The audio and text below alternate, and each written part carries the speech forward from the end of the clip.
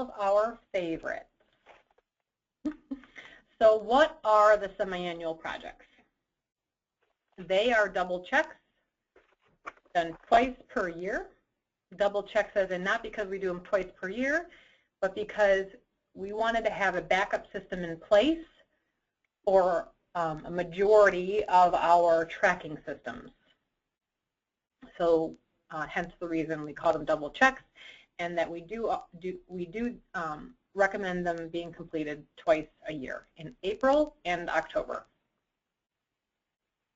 And yes, they are from what we recommend. So we have a couple of poll questions with this just to get us started.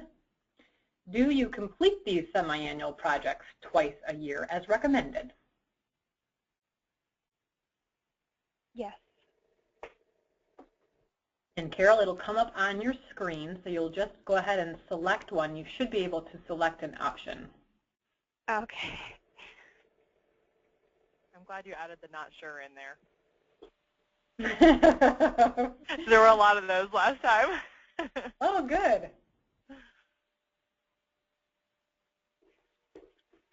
Oh, good. We have 100%. I like to hear that. Now, if I polled all of our clients, I'm not sure what that would be.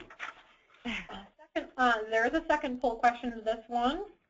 How many of the recommended projects does your practice complete? None, a few, most, or all? I have a question, Dawn. Yeah. I'm not actually in the office, so I don't. How do you think I should? Oh, so you wouldn't know how to answer this one. We should have put it unknown. I will talk. I will. Let's say, because I know your practice, it would be most. Okay. And what you just stated there is actually something that we'll discuss a little bit later in this class about being unsure and that most of them are completed and not all. Look at that, 100% say most too. So we'll go in, we'll dive deeper and talk about which ones are being done and which ones are not. Why are the semi-annual projects important?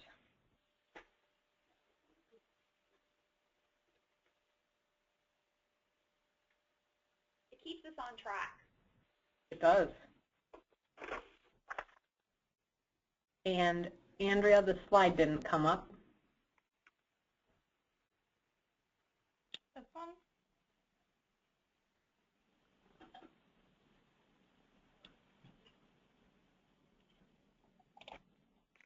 So why they're important? Yeah. Do you see it on your side? Oh, okay. Now is it showing? Actually, I'm sorry, Andrea, I missed the slide. I missed the slide. My fault. Okay. Go back. Yes, please. Okay. There we go. What? The what? Instead of the why first, let's talk about the what.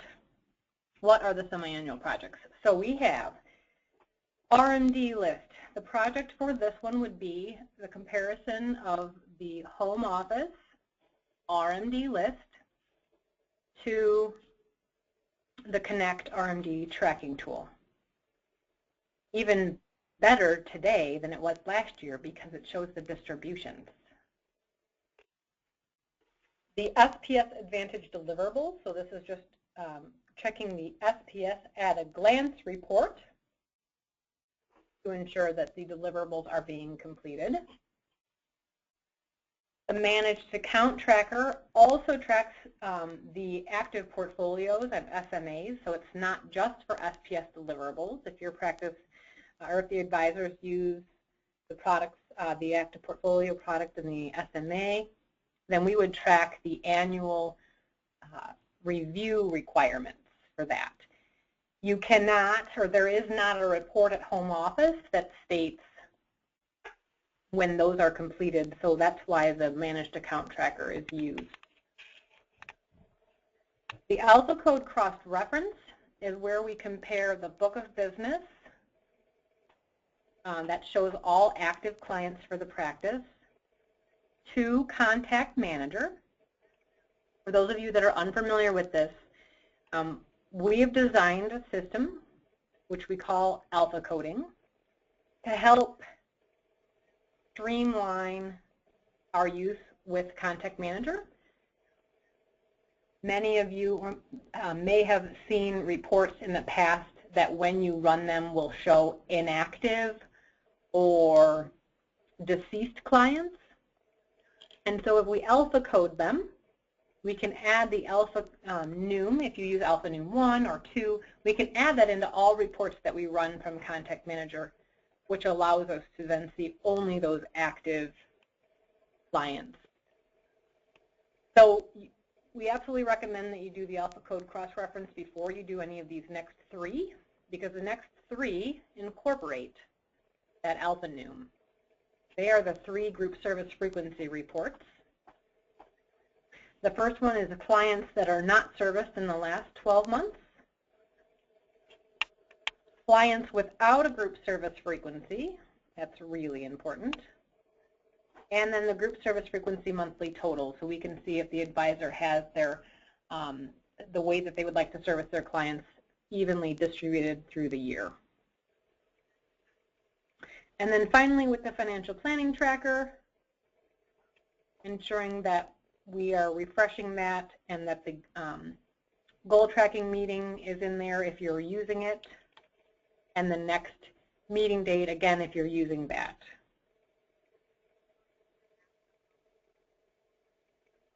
Which projects have been the most beneficial to you and or your practice?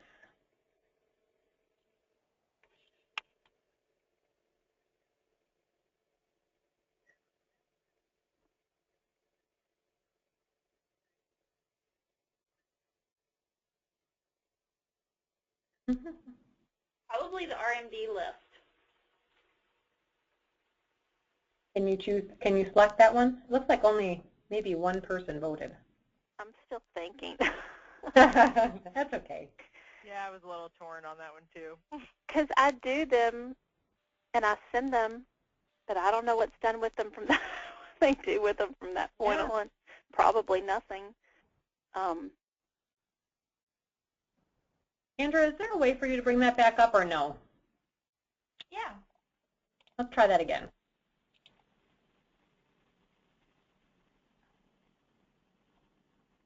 Oh, No I rush. can share it again. Okay. The result. No worries. We can just discuss that one. Okay.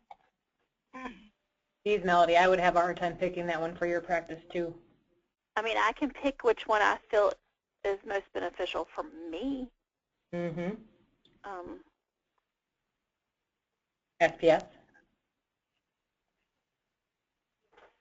Yeah, I was going to say either managed account tracker or the financial planning tracker. Yeah, yeah. I think Carol's probably in the same boat. Would you say, Carol, you do them, but you're not sure how beneficial they are to the practice? I don't do the RMD list, but that's the one I use when I prep files. Oh, okay. So that's probably the only one that I don't do, that's the only one that I actually use. Okay. And then how about which project has been the most difficult to complete?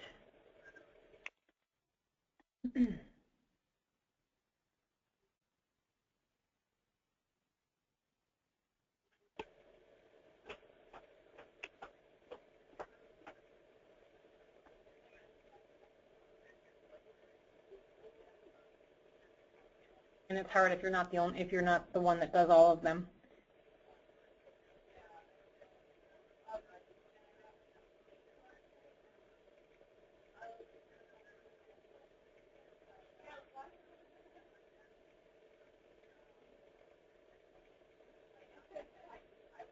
And I would agree with that for the sake of timing. It's very time-consuming.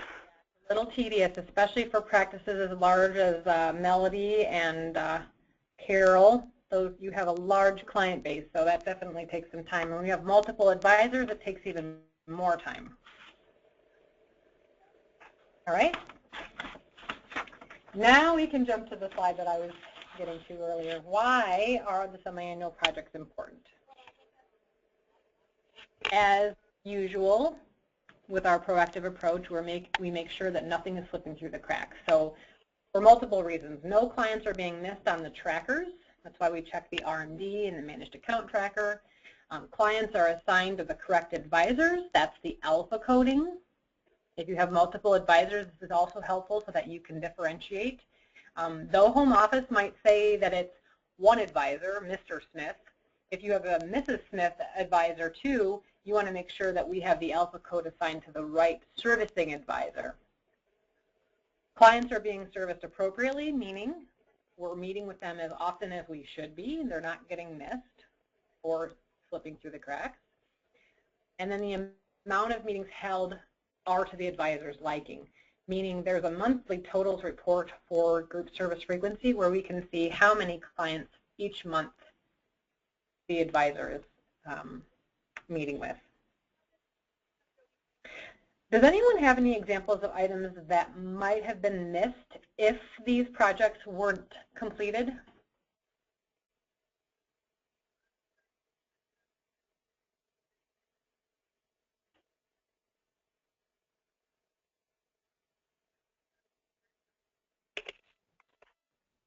If not, I can share some because I know the reasons why they were designed. I'll give you a couple of examples. So with the RMDs, the distributions, obviously, the SPS deliverables, before the SPS at a glance report existed, this was the only way to track SPS deliverables. And now, as I already mentioned, with the active portfolios, there is no way to track those with a home office report. So the annual reviews get missed at times. The alpha code I've already explained. The group service frequency reports are helpful in multiple ways. If you haven't seen a client in a couple of years, though they may have a group service frequency, let me expand on this one. There's a status option on the group service frequency where you can choose next GSF. And many times I see advisors choose next GSF. They just don't want to meet with the client at that time. Well, the problem is he or she, advisor, does not know that they've been choosing next GSF more often than actually meeting with the client. So we can see, all right, even though Mr. and Mrs. Smith have a GSF set, we haven't seen them in a couple of years. It's most likely because that advisor chose next GSF every time they do their review.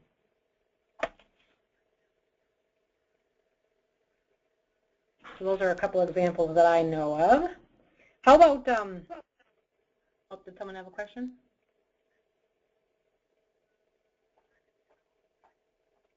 All right, did completing the projects help your team make sure nothing slipped through the cracks?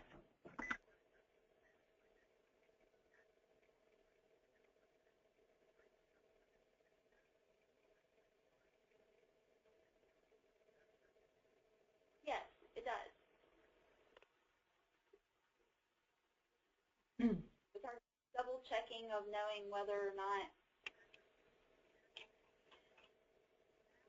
those clients are on there and whether their SPS letter goes out or their RMD gets taken out for the year. So you really live off of those, huh? I would say those two are the most important for us, too. Mm-hmm. Of course, I say that because I do those two, not the other ones. Yeah, and I'll even, I'll go back to the RMD report. We've been brainstorming for the past couple of months about the need for the RMD report on Connect. And I'll state that we have decided to keep it. If for any reason it's going to best be used in December, because though the home office report shows us the distributions now, it only shows us as of month end. So come the end of November, we'll have all the distributions through November, but we will have no tracking for December distributions when a majority of clients are taking them. So yes, the RMD report is going to stay. Okay, let's talk about the objectives of these annual projects, which we've talked about a little bit.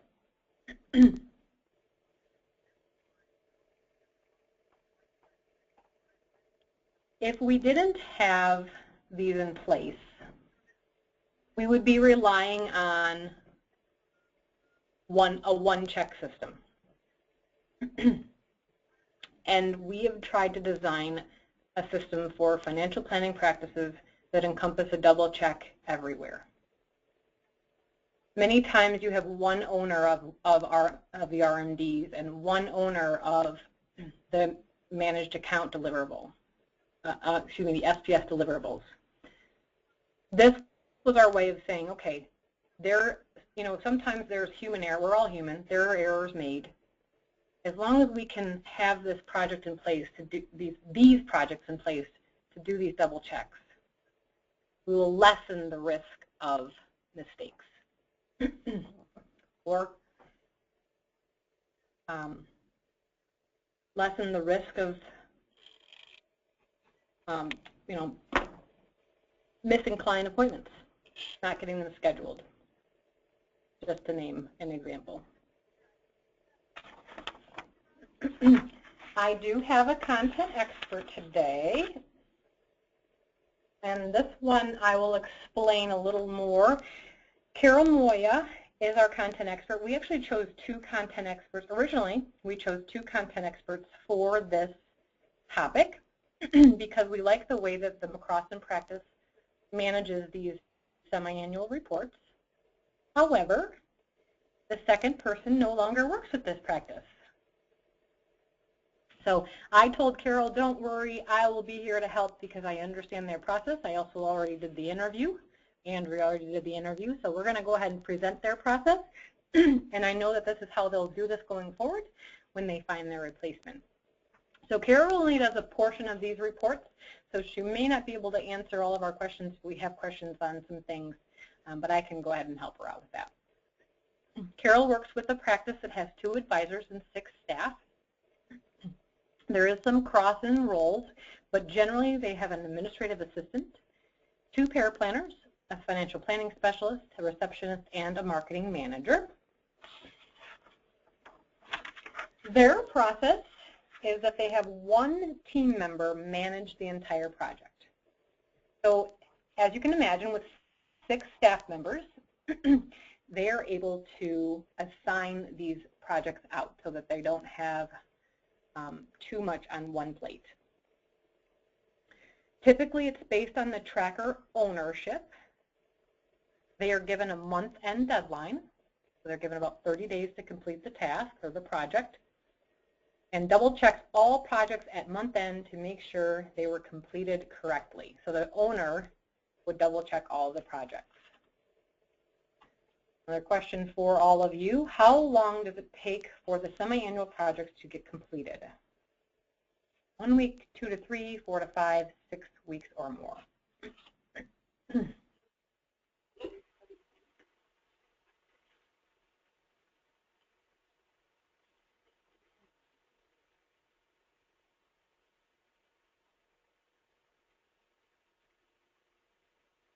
And that's about what I would have expected,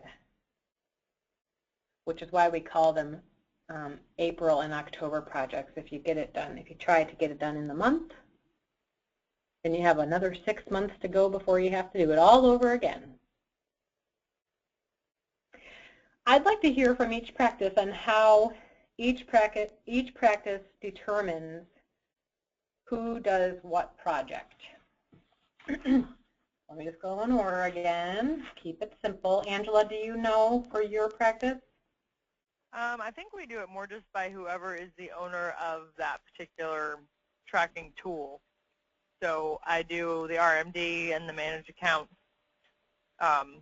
Vicki does all of the GSF and alpha code, anything contact manager related, GSF related. And then I'm not sure on the financial planning tracker if we really do this because we review it all the time. Got it. I don't know that Stefan actually does it as a semi-annual project because he's doing it constantly. Okay. Does anyone hold you accountable to it, or do you just do it on your own? We just do it on our own. And then Charity and Diane, how about you? You split these up? It's basically just split up by who owns it. I was going to say Charity does the RMD and the alpha code, and I do the rest. So yours is more based off of what I have on the R&R. Yes. Yeah. So you go off of what I recommend. That's Okay. how we do it. That's what I was going to say, but Diane said it Yep. better. It's okay. You can be honest. We're curious. We just do what Dawn tells us to. Yeah, that's it. We do what Dawn tells us to do. Well, and ironically, McCrossan made this decision. The McCrossan practice made this decision on their own, and we loved it. Hence the reason we chose them as our content expert. And it was something that I did not recommend to them. And then Melody. Do you know about any of the others? I do all of them except RMD.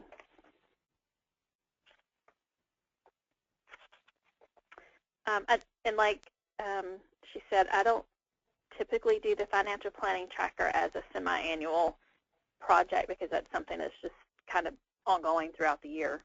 Yep, good. And I would say that's a majority. Just I was going to say us also. The financial planning is a constant checking. okay. Sorry, I keep clearing my throat, everyone. I have a tickle. It's working its way out, though. All right. More on the experts process. So certain lists are pulled more often. You've all been mentioning this. RMDs, SPS at a glance, and we could add financial planning tracker here too. But for the sake of the McCrossan practice, they do the RMD list the last week of every month and compare to Connect. And they also do the SPS at a glance report the last week of every month and compare to Connect. Bigger practice, bigger client base. This ends up saving them time in the long run and less error. Does anyone else, so we've talked about the financial planning tracker, but does anyone else pull certain reports more often than what we recommend? I do the SPS at a glance monthly also. Any of the GSF reports pulled more often? No. All right. For McCrossan, the projects that are completed as recommended, managed account tracker, the alpha code cross-referencing, all three of the GSF reports, and the financial planning tracker. Do you complete the projects independently or wait until your production meetings?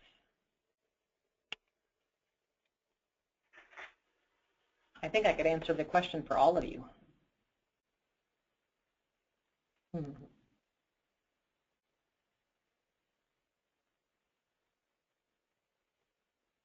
Yes. Now, I will say, all of you have been working with us for a long time, and so you can complete them independently now. For our newer clients, we try to do those with them if they run into any problems.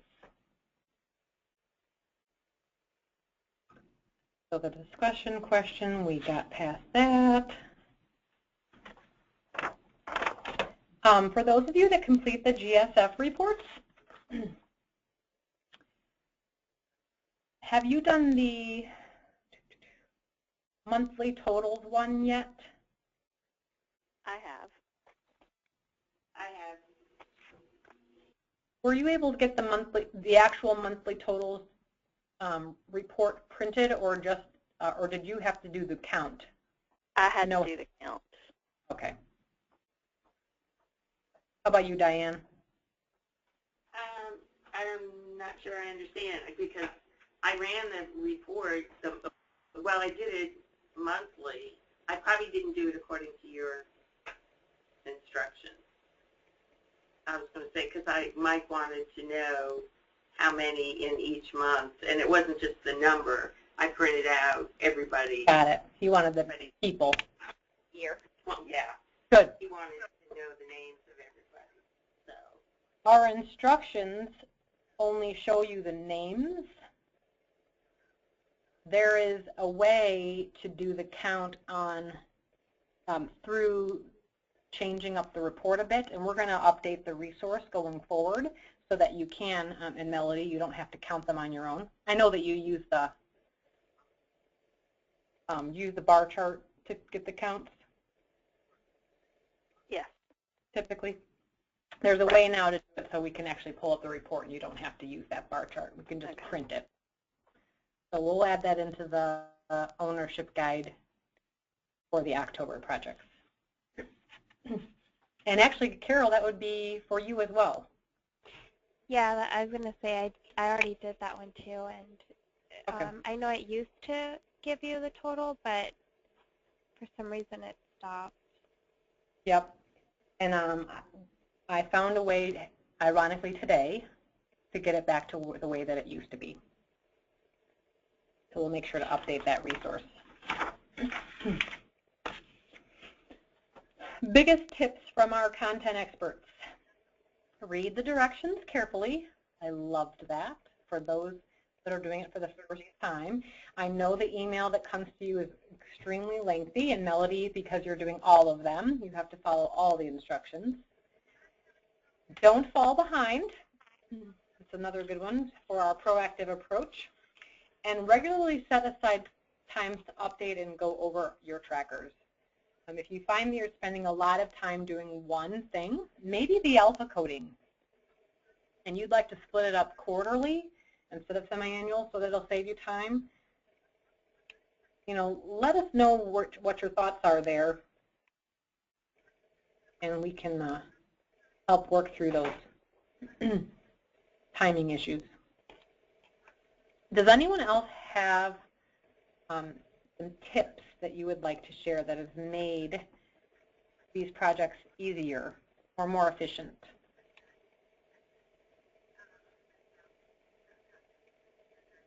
We're always looking to improve our process if we can.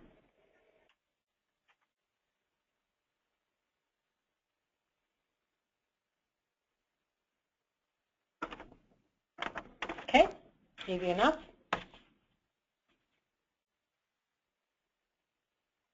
So the experts' results, their trackers stay up to date, clients are being appropriately serviced, and projects are completed in a timely manner, which is exactly what everyone wants. We do have a best practice resource, which is quite lengthy. We didn't want to put all of the links on the presentation here, so we wanted to let everyone know that April email is sent out to all teams. We just did that. October will come as well. We typically send it that first week of the month, and it includes the detailed instructions on how to complete each project.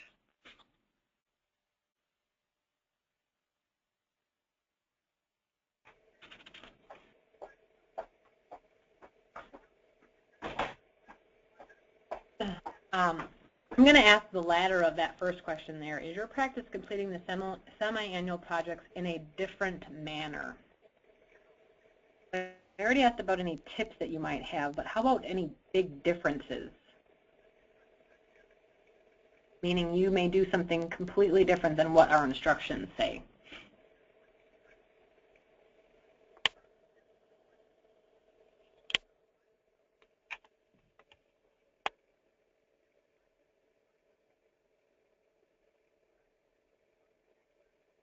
All right, and then the second one, so we recommend the, 8 or 9 semi-annual projects. Are there any other practices that do different checks not mentioned today? Because I would love to hear from you.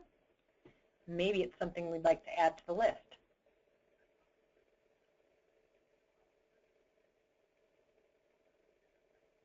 I would be surprised if I didn't know about it, though, since I do work with all of you.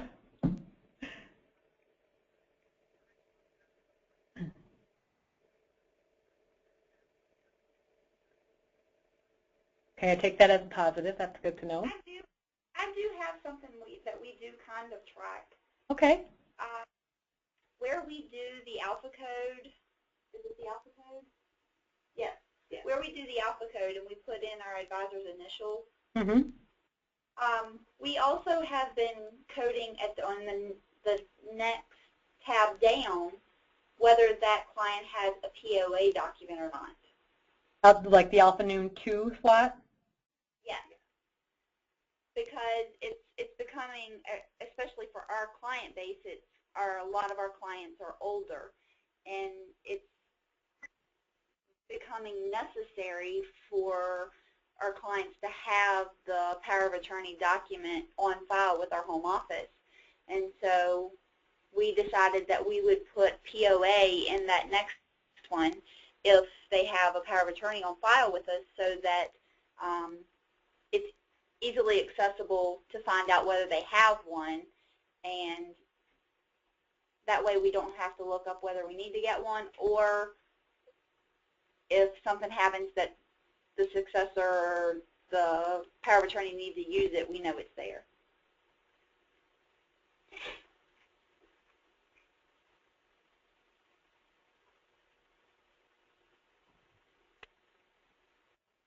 Dawn, we keep track of that too, but we do it a little bit differently. We don't have a coding for it, but we put it in the remarks under the detail so that we know who the person is and when it was on file, so we know if it's the newer version that's been out since 2012 or the old version that does not really qualify anymore. But there's no cross-reference really for that, for where we put it in the remarks, but we do have the name with it.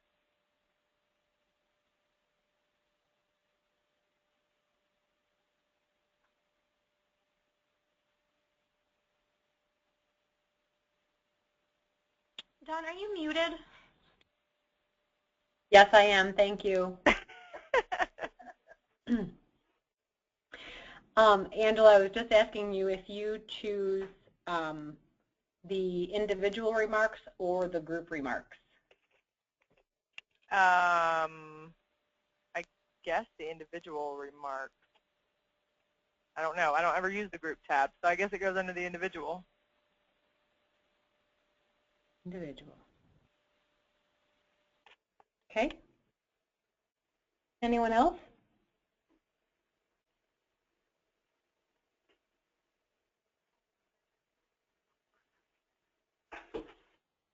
Last question for the day: is your advisor proactive in overseeing the semi-annual projects? Do they take note of the email? See, that is your advisor proactive. Curious if any of you have the advisor following up. No. Yeah, I don't think so. It sounded like Mike May. Mike Bowen, would you say so, ladies?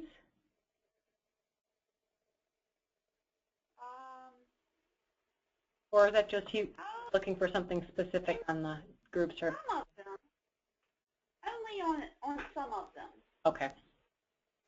I wouldn't say all of them. Like the alpha code, he could care less about that.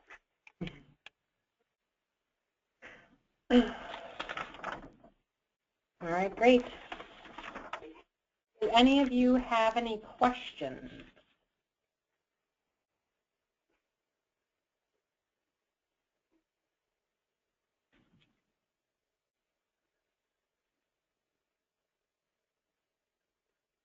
All right, I'd say this is straightforward then.